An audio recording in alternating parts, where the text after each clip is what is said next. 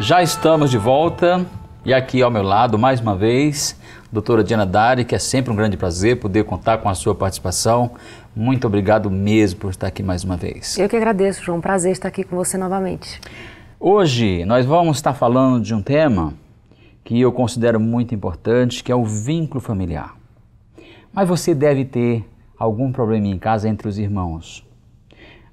Então hoje nós vamos ficar sabendo se são cúmplices ou inimigos. Está aqui a doutora Diana Dari que vai nos esclarecer isso. Por que esse vínculo é tão importante, doutora? Esse vínculo é bem interessante porque se fala muito pouco na mídia, né, até nas escolas, esse relacionamento tão próximo que pode ser realmente de cúmplice ou de inimigos, né? Temos grandes histórias aí, inclusive clássicos, falando sobre a relação entre irmãos. E por que ele é tão importante? É uma das maiores referências de amor entre os seres humanos. Porque quando casamos, somos adultos, temos os filhos. Há uma diferença de geração, né? Enfim, qualquer relacionamento que você venha a ter, ele não tem a mesma duração que tem os irmãos. Mesmo que exista uma diferença de idade, mas de modo geral, os irmãos crescem na mesma faixa etária, são as mesmas histórias. Muitas vezes, até numa refeição, um irmão olha para o outro, inclusive na fase adulta, e já sabe do que eles estão falando, né? Existe uma comunicação não verbal entre irmãos que é única e exclusiva de irmãos, principalmente se eles são cúmplices. Até mesmo no olhar, né, doutora? No olhar. Alguma coisa que aconteceu no passado que só os irmãos vão saber e vão dar risada por conta daquilo. Porque eles vivenciaram isso juntos.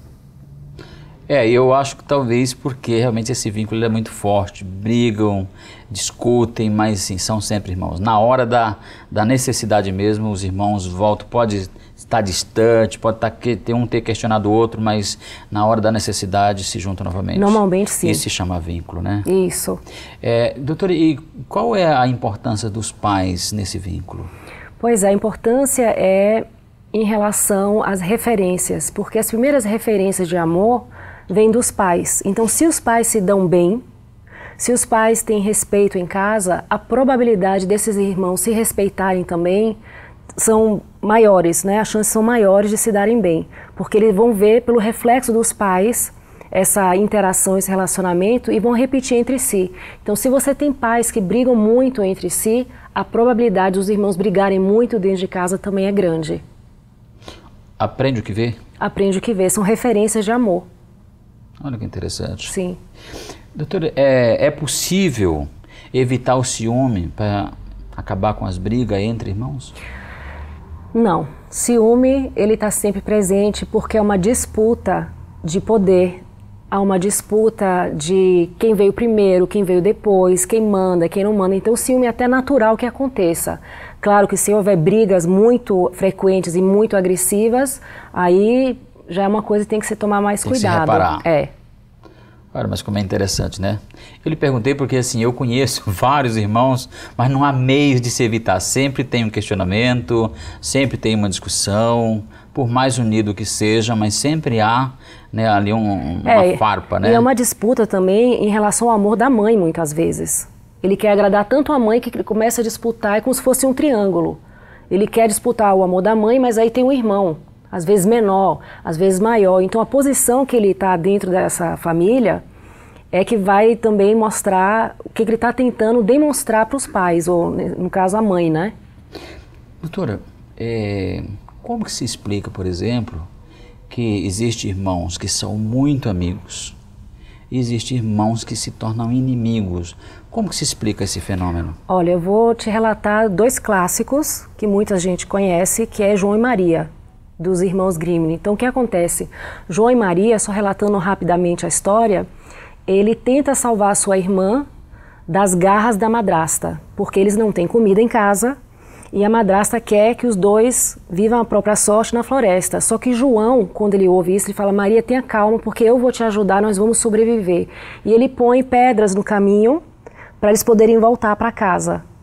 Eles voltam para casa, a Maria fica extremamente agradecida ao irmão que conseguiu protegê-la, né, dessa floresta escura, e no dia seguinte, mais uma vez, a madrasta envia as crianças para a floresta. Só que dessa vez João põe o quê? Ele põe as migalhinhas de pão.